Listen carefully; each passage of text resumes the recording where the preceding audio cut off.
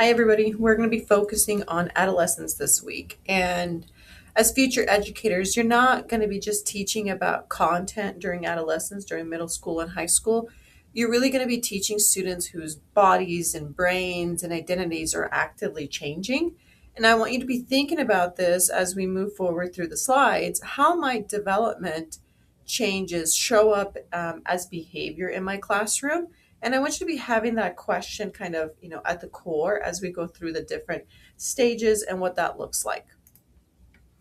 So, puberty is a period of rapid physical growth that's happening during the adolescence stage. The changes can sometimes start between 8 and 14 years old. Girls begin puberty around 10 years of age, and boys begin about a year and a half later, a little bit afterwards.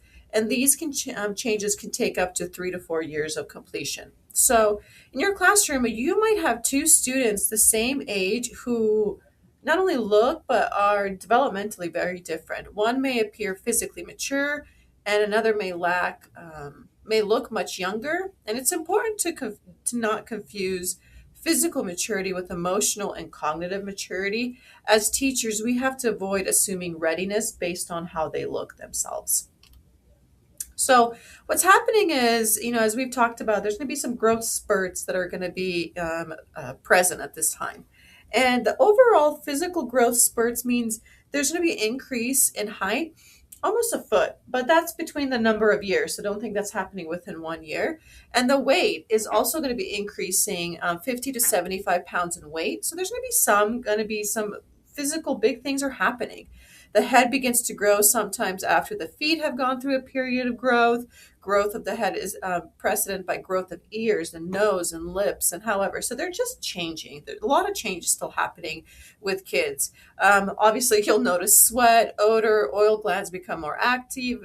Teenagers in the United States are going to be spending some money on some deodorant and some acne medication as well, just because it's what's happening. Their skin and everything else is reacting.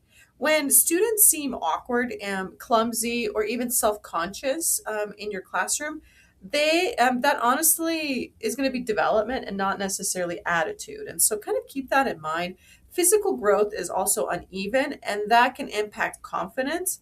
And that is why building as teachers low risk participation structure, things like think, pair, share, or written reflections can make a difference because they're not going to be maybe as seen as maybe they want to be in that moment, especially when they're experiencing so much different physical growth. What is happening in their brain?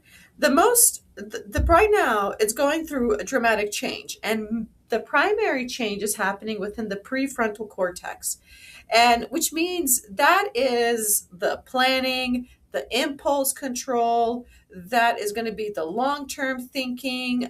They're all still under construction. And so instead of assuming students can manage a really big multi-step projects independently, we have to be very explicit about executive functioning skills and teaching them how to pace themselves in these kinds of learning environments. And what the biggest thing is going to be for your students is you're going to have to be modeling for them about how to pace work and how to build that prefrontal cortex because it's emerging, but they're definitely not there. That's not even going to happen until your mid 20s, your prefrontal cortex. So, what we as teachers are going to do is we are going to be providing checkpoints, and we're going to do a lot of scaffolding, which means we're going to be breaking up a lot of things into tasks so they can get a chance to practice managing, practice this idea of impulse control. For just to kind of give it a little bit more about what this looks like in a practical sense, when we say prefrontal cortex, I just want to make sure that we're talking about what does this look like. So in practice, right? So you can be like managing, task load and all that stuff. Like, well, what does that actually mean? That means they're forgetting assignments. They're underestimating how long something will take. They start projects really late. Maybe there's an emotional overreaction, so they have a dysregulation still, and they have a difficulty shifting tasks from one thing to another. And the thing is, sometimes what people want to do is like, oh my gosh, this teenager is just lazy. And what is actually really happening is their executive functioning still is developing. It's in the midst of it being formed, and they're still needing a lot of time practice. So we definitely want to be careful in the way we talk about our students and the way that we talk about their behavior and their performance. So, what that again means for us is okay, so in order for them to practice this thing, we need to give them chances to do that in our classroom. So, again, we break, these bigger projects into some visible checkpoints along the way. We show them how that works. We repeat it often. We give some visual timelines so they can kind of grasp their sense of like, what all needs to happen. What we all do also do is we try to do some estimated times. I mean, you'll even notice in my own class, I'm trying to help with some executive functioning skills by saying this should take you about 20-30 minutes. So you can kind of, pace yourself and estimate how long something takes. So, and I know some, even in college, a lot of us are still going to be focusing on that executive functioning skills, which makes a whole lot of sense because it's really not going to be formed until your mid 20s to even a little bit later in your 20s. So it's like you've got a lot of time. And for some of you that are younger in class, you're still working on it. And so I'm trying to give you opportunities to not only practice it, but model it for you as a teacher and what this might look like. So you just want to make sure that those are the kinds of things you're doing. And the last thing is incorporating reflection in giving them a chance to kind of figure out where am I, where are we going next, what do I need to do, what do I need to do next. And being able to stop and assess where you're at is a part that you can structure learning experiences like that. So you give them a chance to reassess where they're at before they move on next, but it takes intentionality.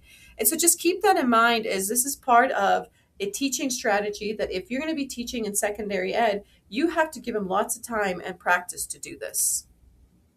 Now, the thing I also want to focus is primary and secondary characteristics. And so, what I'm also talking about when it comes to their physical development, with their body composition, hair growth, voice, rapid maturity, these changes often increase social comparison of how they're looking at themselves. Am I maturing like my classmates? And if they're not, sometimes that can lead to some insecurities. So, as an educator, your tone is going to be matter in the classrooms. Puberty often becomes like a source of humor among students in classrooms.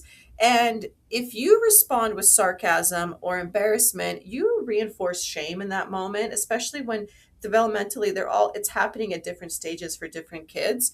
And so the thing you want to be thinking about is how might I normalize developmentally in a calm and a way for it to be a safe space. And you want to be thinking about logistics as a teacher. And so perhaps, as they're going through these changes, what is my bathroom policy? Not as a way to just get out of class, but as a way to make sure that they feel comfortable and not embarrassed if things are happening. Are students allowed privacy when they need it? Are you going to be, interrogating them before? Are you aware of how maybe even seating arrangements might impact some self-conscious students? And so sometimes in these kinds of changes, there's just some logistics that we as teachers can help along the way to make sure that environment feels comfortable for them. Now, body image and cultural pressure, there's a lot of attention placed on physical appearance. And I don't think that's selective to the United States. And I think it can be really difficult for teens. Most just want to fit in, and they don't want to feel uncomfortable in those situations, right? Teens that are, perhaps, teens that are overweight or maybe ridiculed or teased. Early maturing females may feel uncomfortable with puberty, particularly because they may be thought of as being much older than they actually are, and may be thought of being sexually active and mature, even though they are not, so they can be self-conscious about what that looks like. Late maturing females, the ones that are late in it, may feel that others don't respect them as they have grown up. They still might see them as kid-ish. So, there's two different, perspectives of these. Early maturing males, they might be viewed as more mature by their peers, but they may also be, likelihood to be recruited into some dangerous activities because of that perceived maturity. And so that's something to be thinking about. And late maturing males may overcompensate for their slight build by trying to act as if they're older than they are. And so, when thinking about both males and females, there's different reactions happening based off of how they're physically developing. The thing is, appearance pressures are real in this moment for them. And as teachers, we can unintentionally reinforce them through comments about weight, attractiveness, or even growing up, glowing up. So instead of making those kinds of comments and, feeding into that, even if it's unintentional. You really want to build a classroom of culture where competence, them doing things, and effort are valued more than appearance. And so you're going to have to be thinking about what that will look like for me, as a teacher in this classroom. Now, the other thing, I mean, it would behoove us not to mention this part about social media, but obviously, many of them are online and a lot, and we all are quite aware of this. And what we do know that social media amplifies, adolescent developmental tendencies. And so what that means is, at this point, kids typically believe that there's this imaginary audience, that people are paying attention to them. But what social media does is it makes it more literal. It makes it actually this fable that they might have is actually real because they have followers and views and likes, right? Social media constantly shows them comparison between becomes a constant for them. So it's not just happening at school, but now there's no sense of escaping that. It's constant in the evenings, however much they're online. Um, and when they're perhaps experimenting with their identity, it becomes this like public thing, especially if they're posting it. People get to kind of see some of those awkward stages where sometimes maybe it's not the best thing to do. And then the other thing that social media can do is it can make mistakes more permanent, and mistakes maybe that are right now while they're young that maybe there'll be later consequences for. And so it just gives them a more narrow like lane to experiment with their sense of identity, which is a really big part of what's happening for many of them. We know that cyber bullying, digital permanence, parasocial relationships all intersect with identity formation, and social media makes it really hard. And so, as educators, you can't control what their social media preferences are, and how much they use, and what they do outside of school hours. But we cannot ignore that this digital layer is part of their reality of their life. And you, like I said, you don't have to be a technology expert, but you must understand that their development is happening on a digital space, and you want to be conscious about what that might look like for their emotional well-being and what that might then look like in your classroom. And again, and I don't know how much you can control, maybe having conversations about mistakes being permanent online and those kinds of things, and giving them some perspectives to think about. But it's just something that many of them are facing that perhaps some of us didn't have to when we were growing up. Now, the next part is obviously because they're going through a big spurt of growth in height and weight, they're going to be obviously require a lot more calories during this growth. However, many of them are consuming high fat, high sugar foods and experience sedentary lifestyle. So if they're just kind of like doom scrolling and they're not really moving that much along, it can make obviously challenges for them. Obesity still remains a public health concern, though rates have stabilized somewhat in recent years. And sleep deprivation is also significant, particularly due to the screen usage. And we do know that, a tired, hungry adolescent will struggle to regulate emotions in the classroom. So they'll have those real big knee jerk reaction. They have a hard time focusing. And so when you see a student who's irritable and disengagement, you need to be thinking about their basic needs before you go into straight into discipline. And I don't know how you're going to have to decide what that might look like by encouraging and talking about the importance of it. But we do know nutrition and sleep, especially sleep too, is so important for their brain development. It's their time to kind of, recharge from the day and kind of let that, those neurons really make those stronger connections from those experiences. With that being said, at this time, this is where we can see some eating disorders happening amongst adolescents. Teens, are prevalent in this, and teen girls are especially vulnerable to eating disorders, especially in cultures where thinness is really valued. Anorexia is going to be this overall starvation that is life threatening. A person with anorexia basically sees fat where there is none. They have a definitely what they're seeing in the mirror is not the reality of what's happening. Many become obsessed with the idea of thinness, excessive dieting, and perhaps even exercise. Anorexia is difficult to treat, but can lead to cardiac arrest. And so, that's a reality that some of our students, are living through. Bulimia is another eating disorder that is basically a person eats in a binging episode and then they purge through self-inducing vomiting, or maybe they're using laxatives or enemas, like something like that might also. So a repeated exposure to this is obviously teeth corrosion, stomach acid can break down the enamel, blood blisters may develop on the roof of their mouth, the index obviously becomes discolored, and the esophagus damages by repeated vomiting. And so those are some of like maybe some things, that might be happening. But for you as a teacher, what is your role in this? Well, a lot of times is you're seeing them on the daily, and so you can start noticing if things are happening. Some signs might include drastic weight changes up and down. Obsessive perfectionism might be something. Scarcity, the attitude of scarcity around food, or they even have sometimes sudden withdrawal. Now you have to remember, like, your job is not to diagnose. Like, that's not what your job is here. Your job is to notice patterns and then follow reporting procedures. And so if you have a concern, your school is going to have a method, a system in place where you would report these things. So then the school itself can like kick in the referral system. So again, your job isn't to say if that's accurate or not. It's basically to notice and to report it if you suspect it, and then the process itself will go in. But the part that's important is that you notice. That's ultimately what's important here. The adolescent's mental health, before we move on just a little bit more, just to kind of talk about this mental state that they're in. Anxiety disorders are now the most common mental health concerns among adolescents. Depression rates have increased over the past decade. Suicide remains one of the leading causes of death among teens in the United States.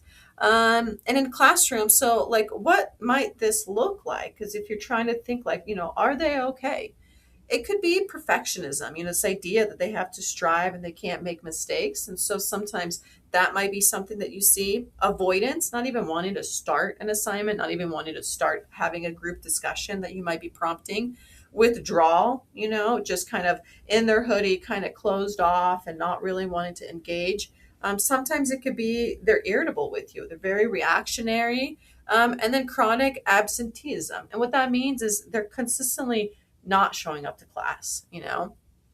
And so as teachers, again, you're not, while you're going to be caring about the students and you're going to be noticing these things, you're not a therapist. That's not what your job is. But you are often the first adult who can notice patterns. And so what is your role in all of this is to notice, to document, and to refer. You need to be making sure, again, those procedures that are already set.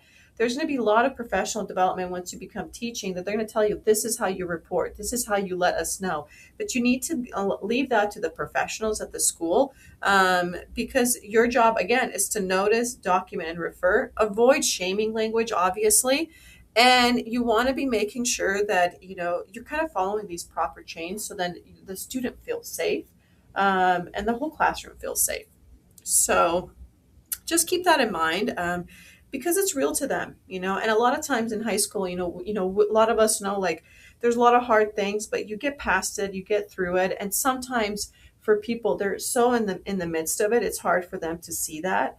And I think sometimes even just sharing some of your own personal stories of how that you feel comfortable with, obviously, but how you've overcame some of those challenges is sometimes could be a relatable thing for our students.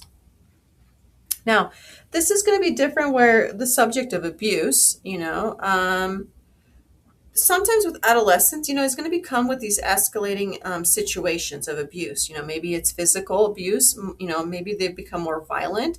As a parent has altercations with a much bigger child, so they've grown up and then all of a sudden, they're a little bit stronger, and then that can maybe cause some more conflict. The likelihood of sexual abuse increases, with the impact of such abuse can have that student feel stigmatized, having a distorted sense of like even sexuality, feeling powerless or distrust. And so the thing that you all have to remember is if you suspect abuse, you are a mandatory reporter as a teacher. And again, you're not there to investigate. You cannot promise secrecy. So if a student even reveals that there's maybe some physical abuse going on, you can't promise secrecy because your job and your duty is to report. And you have to keep that in mind, that that's your job, is to keep that child safe. And in that times, even though they confided in you because they trust you, you can't keep that between you and the student. You have to report. The other thing too is the most commonly reported substance abuse amongst teens today is actually vaping. Obviously, and then marijuana still use remains prevalent, but it has stabilized in national surveys. Perceived risk of it has declined, but at the end of the day, prevention works best when it's building skills. And so, in these kinds of peer pressure, moments, teaching students refusal skills, so when people are peer pressured, what does a refusal skill, language, strategies might look like. Probability thinking, like if I were to do this, what would be the consequences? Because at this time they're very impulse oriented, and their frontal lobe hasn't really developed enough to think about what would be the consequences of this. So having some of these things act out, and these scenarios for them to consider might give them a chance to practice. If I do this, what might be the consequences? And so just kind of keep that in mind, and a lot of you, again, you're going to be teaching subjects, but all of these things, these students just don't come in with blank slates. Like they're very complex, they're very layered, they have a lot of things going on. And you're going to be, keep in mind that whatever's happening physically, cognitively, socially, emotionally is going to impact the climate of your classroom. So let's move on to cognitive development.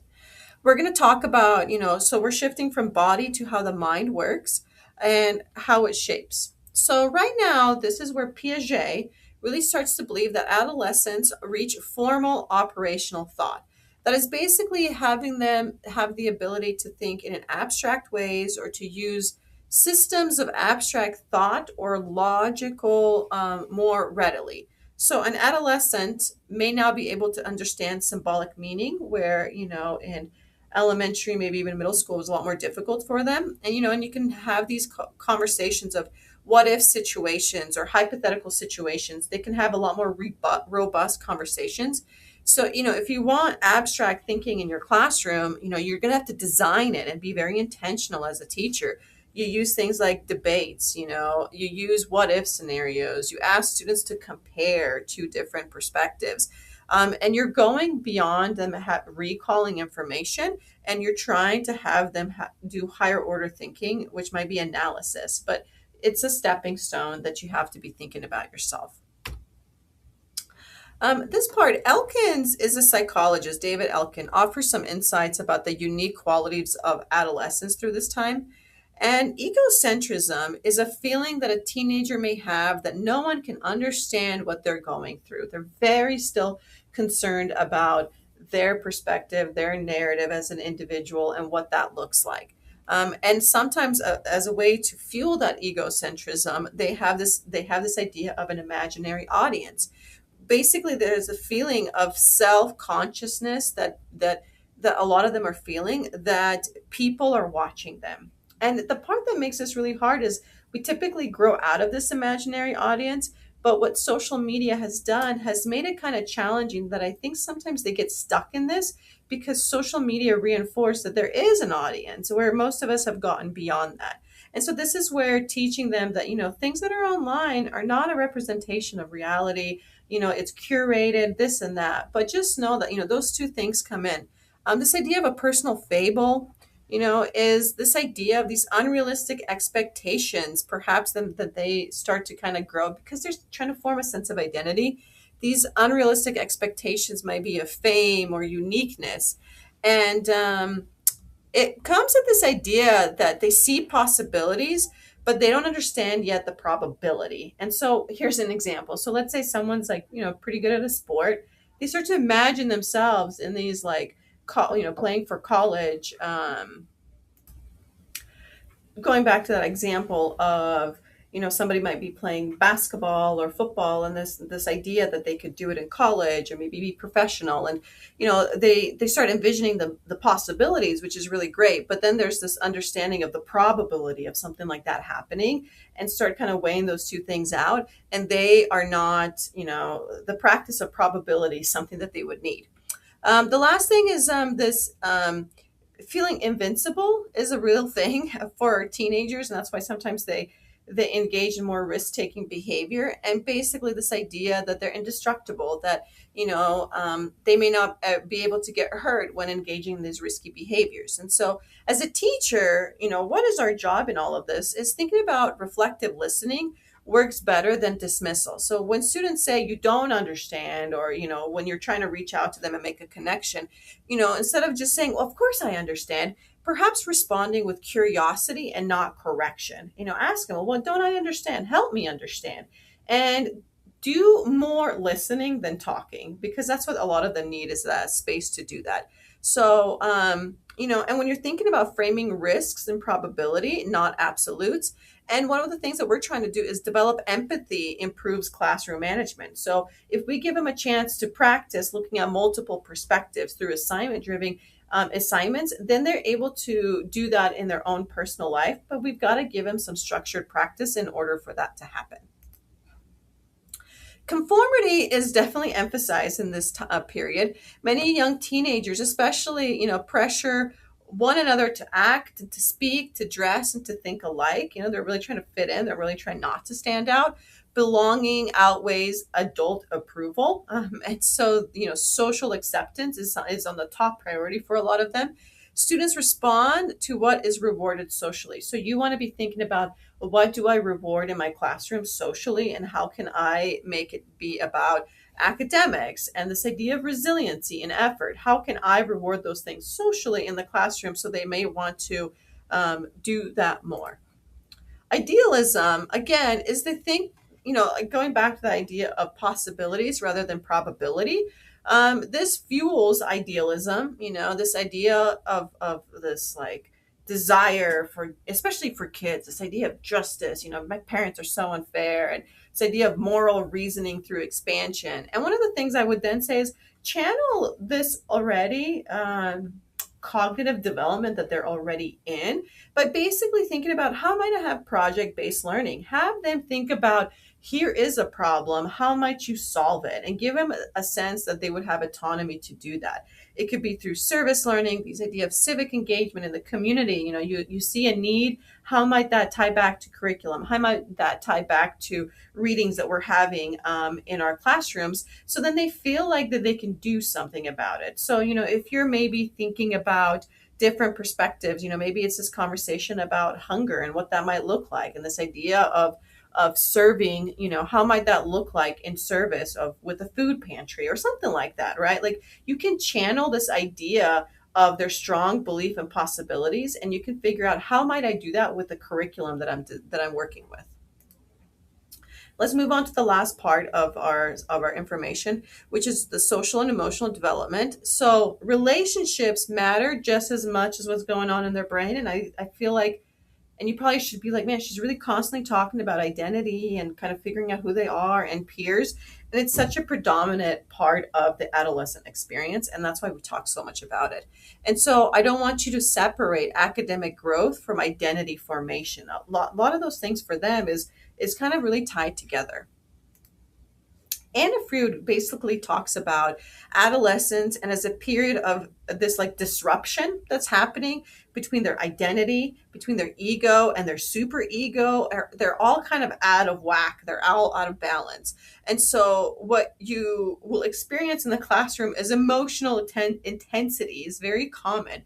And what is important is when you see these emotional intense moments happening, where sometimes it might not seem that big of a deal for you, or maybe they're pressing buttons in purpose because they are trying to cause a reaction. Your job at all times is to be the calm one in the room, and your calmness becomes co-regulation for them. I'm modeling calmness for you, that you can bring the temperature down for them. When an adult escalates, then that means that the child will then keep escalating. And so you always have to keep in mind, because they're in this they're out of balance, they're out of whack in so many ways. Your job is, because you're in charge, you need to stay calm in these situations. And I'm not saying that they're not going to be challenging moments for you, but you have to remember that that is going to be your job and your responsibility. Your frontal cortex has has had time to develop. Theirs is developing, and so you have to keep that in sight. Some other things that that we just also want to remind ourselves that not all stress comes from puberty, because that's what's happening. Some adolescents are experiencing chronic stress, and that might be from socioeconomic conditions of poverty. Maybe there's some family instability, they're going from one home to another and it's not very smooth, the transitions are really hard. Maybe there's some violence that's happening. Maybe the caregiving responsibilities, are a little bit out of whack.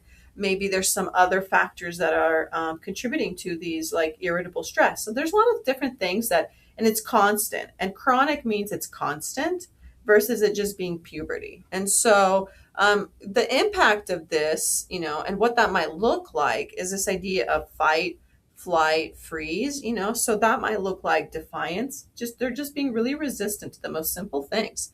They shut down, maybe they're experiencing aggression or avoidance. And so a lot of times we don't know what's happening at home, but you get the symptoms of their behavior in your classroom. And so, something for you to be thinking about this, trauma informed teaching, that just basically means that in order to create that environment to be feeling a little bit safer for the student, we need to make sure we have predictable routines. They already have uncertainty. Your classroom, if it's consistent, now becomes safe because they don't have to guess what's happening next. You set clear expectations and you stick with them. You have calm adult responses. So if they are agitated, if they are defiant, that you're keeping that level of response, and that you're fostering, strong relationship buildings, not only like with you, but with your peers. And you're trying to help facilitate that. And just keep that in mind that the development doesn't occur in a vacuum. Context matters. And there's a lot of context that are happening as they're walking through the door for you. Lastly, we're going to be talking about Erikson and this idea. And we've talked about Erikson through the different webinars. And we're basically saying, where are we in this adolescence? And it's this idea of identity versus role confusion. So again, common theme we're experiencing here. But they're basically they're struggling with the question of who am I? So this is why some of them might be experimenting with different social cliques or groups to kind of figure out, where do I belong, with who's, with what kind of people do I want to be with?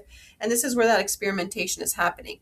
Hopefully the teen postpones making any decisions that will lock them in anything prematurely. So what we're thinking about or talking about is, we need the teen to wait or go through a period of exploration, which is really good. It's called psychosocial moratorium is what it's called. And so before they're making any long-term decisions, foreclosure occurs when others take the decision making away from the teen. So for example, if like a criminal behavior occurs, or like a teen pregnancy, all of a sudden those now decisions are now foreclosures.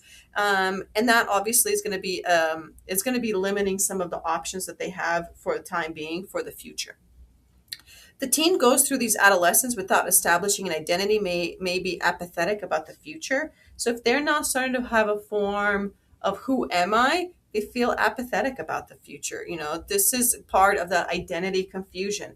Everything's like, so what? Who cares? There isn't that drive that's happening there. So what does that mean for you as a teacher? Well, what we need to do in order to help them with this developmental stage is you need to give them autonomy, but you want to give them structured autonomy. So you want to provide them choice, but choices that you're okay with. You can pick the topic you want, you can pick the modality of presenting this information. It makes them feel like they have a little bit more of sense, and they can have that sense of exploration. Give them a choice, a voice in some of these things, and allowing for safe exploration of what this might look like. And so we don't want to be creating overly rigid environments. They can help contribute to this idea of foreclosure, premature identity commitments shaped by external pressures. So what we have to remember is identity requires some space. And we also want to be thinking about, obviously want to have, and so if you're thinking about the last slide where I'm kind of talking about, look, We need predictable routines, clear expectations, but within that space, you want to be giving them structured choices, structured autonomy that you feel good about. You can make the choice and hear the parameters of those choice, and then give them the chance to explore that. But that takes intentionality as a teacher. Ultimately, what do teens want? They want a reasonable amount of freedoms, and privileges, and figuring out what that looks like in your classroom. For their parents, they want to show faith in the decisions they made, and that might translate to in the classroom. Are you showing faith in the decision they're making as to topic exploration, the methodology to showcase their learning? They want, in this case, their parents, to approve of them as people, not that they have to like everything that they do. So I think they're still seeking that acceptance, whether it's from parents, teachers, peers. That form of acceptance versus rejection is obviously going to be still a threat that they're experiencing. And they ultimately want people to listen. Not a lot of like, a lot of teens tune out when they feel like they're being lectured. So when they're giving you some responses that you don't understand, instead of saying, "Oh, I went through high school, I know exactly how you're going through," you lead with questions. Well, why don't I understand? What can tell me a little bit more so I can. And you give them that space to do that. And they want to see that you're interested in the things that they're interested in. And so these things are like their desires for their parents can be really mirroring things that teachers could do in the classroom as well. The things, we've discussed the risk factors a lot, but we also want to end with the idea of protective factors. That at the end of the day, research consistently shows that they thrive when they have at least one stable adult, supportive one. They have high expectations with high warmth, which means, so it's not like high expectations and you're cold, and when they don't, you're very critical. But this idea of like expanding their possibilities by giving them a chance, structured chances to practice it. It's important to have a feeling of belonging. How might that look like in the classroom for you? Meaningful responsibilities within it, and then clear structure. Again, even though it may not seem counterintuitive that they want to rebel in those, they want predictable spaces, because a predictable space means safe. And then once they've gotten, am I safe in this environment? Then that means that they have more room to then explore who they are. But if they don't feel safe, they're guarded, they're protective, and they're not going to do exploration. So the thing you might have to keep in mind is you may be the only stable adult in some of those kids' lives. You may be the person who communicates, "I believe you're capable. I expect growth, from you. I expect, saying, I expect high things from you. I will support you." It's not only vulnerability, but it's an opportunity. You want them to know that, like, that you believe in their abilities, and you want to communicate that frequently.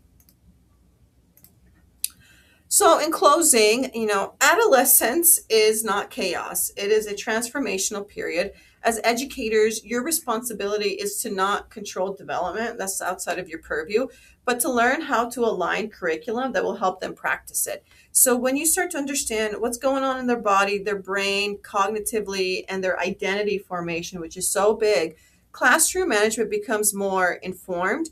It becomes a lot more intentional. You become more strategic, and the way that you form, a classroom community of learners is a lot more intentional. So, just keep those things in mind, that, when you're dealing with adolescents, you want to give them a chance and create the environment and the structure where they are practicing these new skills that they're developing, and give them a chance to explore. And so through that, it'll lead to classroom environments that are more thriving. If you have questions, if you have concerns about this week's content, please let me know. I am happy to clarify.